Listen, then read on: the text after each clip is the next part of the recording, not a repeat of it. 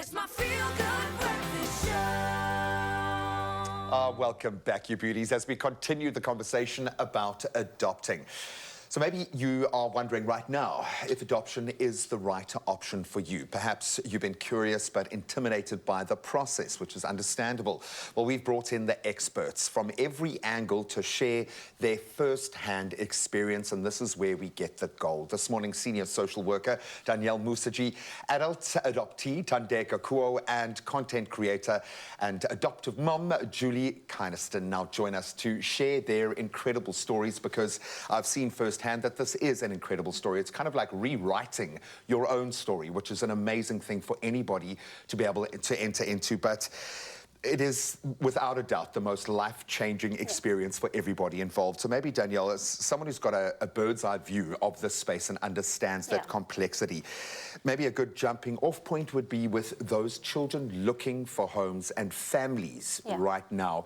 What are the numbers looking like? I know it's not an exact science, but what is driving you at the moment? So I am a director of Arise, an NGO that really helps prospective and adoptive parents understand the complexities of adoption. And so when we look at the stats of adoption, you're looking at about 2.9 million orphans in South Africa, but not all those orphans are adoptable. And so what happens when you start the process, you go on a registry of adoptive families that are looking to adopt, and then you have adoptable children. And that is a whole process in itself. And when you look at that list, there's only about over 1,000 adoptions per year that is done. And part of that is we have a lack of social workers in South Africa. Two, our systems are really flawed. Exactly. And it takes time and effort, because in the best interest of all children, we want to keep them with their first families, if possible, ideally. And when that isn't possible, that is when we look at adoption and what that means. And part of that is that adoptive parents need to be prepared of what that process is all about. We'll touch on what that process is like and the screening. Julie, I'm going to move over to you. When you hear what has probably been the most crazy, complex kind of journey of your adult life, and I say that with all due respect, not knowing much about your own story beyond this, when you hear it just spoken about in one sentence, how does that make you feel about your own journey? Maybe give us a bit of perspective on your narrative. Okay, so I think that we all like to believe the narrative that adoption is beautiful, which it is, but we also need to understand that adoption starts with trauma. And so when our children come home, they're not starting on a blank slate. Their lives started with the trauma of being separated from their birth mother. So, yeah, this can really profoundly impact their lives as they grow up. But thankfully, the story doesn't end there. And that if a relationship is hurt through a broken, if a trauma impacts a broken relationship, it can also be healed through relationship. And so that's why connected parenting is so important. It's absolutely vital in this space. What did that look like for you? Because it's kind of like holding up a mirror. You've got to embrace and work through all of your own stuff before you can engage in this way. What was that process like for you when it actually got down to the, okay, I've got to now start delivering as a parent in this new role? I think that you really need to prepare yourself for a lifelong journey of learning. So what you think you know is not what you know. You've got to be open to having your mind changed along the way, and you grow up as a parent as your children grow up too. And there is joy and beauty in that. Yes. Tandeka, I've watched you nodding your head and smiling beautifully as we summate your whole life in one sentence, which is ridiculous. Every human has a completely different life path. Indeed. When you hear adoption spoken about now as an adult, have you been able to put it in perspective for yourself? I know everyone else can label it, and we've got systems, and we can talk about it, and we can plug into other parents.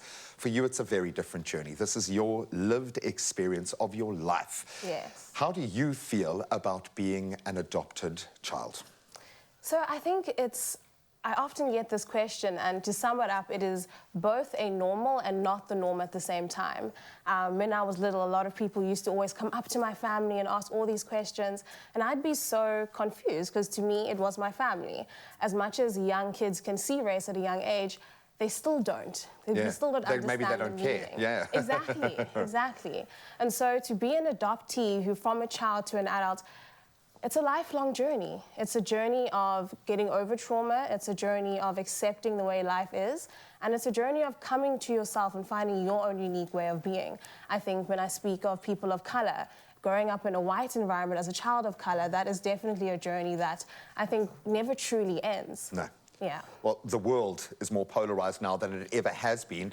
So possibly there is something in there that people need to plug into this mindset to understand ourselves right now. And I know there are a lot of young people that will be looking for some kind of true north, if you will, in this kind of space. But it is different for every person that enters this, whether you're helping the process, whether you're a parent entering to the process, or a child that is living that process. We are here for that conversation today. We're going to continue this conversation and discussion. If you have any questions, we've got a panel that are brave enough to step out here and open up. This is a golden opportunity for you to plug into that community right now. So please, on our socials, on our WhatsApp line, drop us some questions. We'd love to answer them. It's my feel-good breakfast show. Welcome back as we continue our chat with some amazing guests this morning about adoption in South Africa as we commemorate World Adoption Day on the 9th of November. A great opportunity to plug into this community, and we continue to learn from people who have gone through the process themselves of expanding their family or possibly finding their family. Danielle, I wanted to speak about the screening process. Because that's where it begins, and that can be very intimidating. How do we best prepare ourselves for that as prospective parents, and what does that look like? Well, I think, first of all, be really good with your admin. Okay. It's a lot of admin that you have to do. But I think part of it is just mentally prepared that there's a lot of work that you have to do as a parent, which is great. You know, I'm a mom of 3 kids, and I always tell people the hardest thing is that you got to work on yourself as a parent so that you're not impacting your children. And so part of that process, that screening process, is digging deep into your stories. Your trauma. And your own trauma, which impacts, and if we don't, and this is for any parent, regardless if you're adopted or not, if you do not heal from your own trauma, you're going to affect your children. Yeah, no, we've got an amen, a collective amen, I think, from the country right now. Yeah. Julie, I hope I can go there with you, because there are 2 traumas here, and you've experienced a trauma before entering into this phase. I assume that's my understanding of what it's like to go through this process. One of the most challenging, difficult things that you can. Why did you want to adopt? What led you to that point? I think it was something that my husband and I both chatted about before we got married, so we were on the same page. And I think it's important that you're on the same page as your parenting partner. But ultimately, it's a decision. You want to grow your family, and we felt like we wanted to do that through adoption. What has been the hardest part of this journey for you? I think as a first-time parent, when we first brought our baby home, it felt like we'd been thrown into the deep end. When you adopt, your babies often aren't newborns. And so, yeah, it can be like, oh, gosh. You haven't had the 9 months of dominoes falling to get you to that point. Yes, and I think it's important to focus on attachment when your baby comes home, and to really take the time to get to know each other, to become a family. And yeah, I think even more so if your child is a little bit older. And this whole process we call cocooning. And I love that term, because it really, having seen that play out firsthand, and when you see that start to form, and the love is instantaneous, which is amazing to me, and people think that that's going to be a part of the issue. That's the furthest issue that you're going to face. Representation is a massive thing. In fact, Thandeka, you've chosen to make it your purpose now to delve deeper into that space. Yeah. Why is that so important? And I'm speaking to your, again, lived experience as a young black woman growing up in a different world. How did that play out, and how has that informed who you are? Because clearly it's had a massive impact if you're making this your purpose. Indeed it has. I like to say that I was adopted in the shadows of apartheid.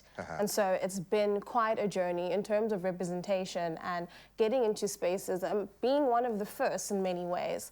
And so Yeah, what we lacked when I was younger was the support and help that Arise is able to give to adult people now and to families as well. And so I chose to do my research on this topic because of what I didn't get when I was younger and where I could see we could help adoptive families and adoptees themselves have a stronger and positive self-identity as well as an adoptive identity. You seem to have a very strong sense of self. We all doubt ourselves, and it's a sliding scale, I think, of our mental health, especially after the last few crazy years we've been through. What has been the difference for you, do you think, Thandeka? Has it been the consistency throughout? Has it been having to get over the challenges in the fire of that crucible? Yes. What has made you into the person that you are? I think it's exactly as you said. It's having to face those challenges head on. I mean, once you're inside your home, it's mom and dad, it's brother and sister, it's normal. The minute you step outside that front door, suddenly you're black, your parents are white, you're Xhosa this, you're Zulu that, your parents are this. And this is all outsider attention on your family.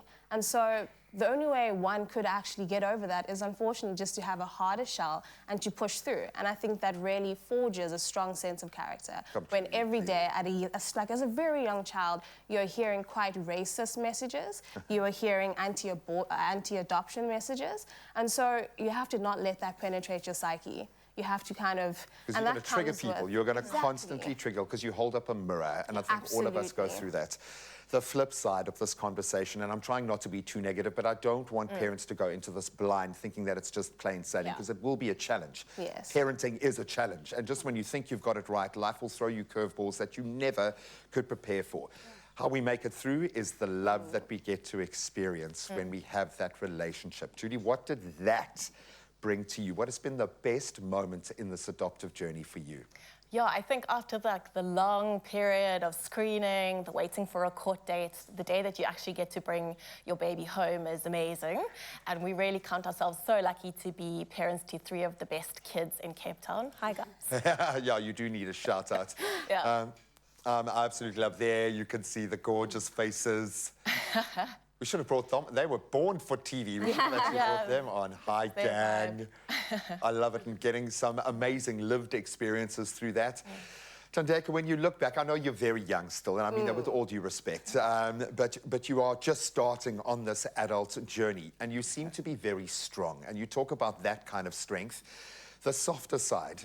Yes. What has been the best part about this journey for you, now that you are clearly taking ownership of it? It seems like you've assimilated the good, the bad, and the ugly. What has been the most, what do you look back on and get that joy, that feeling of inspiration? What has been the best part of this journey for you?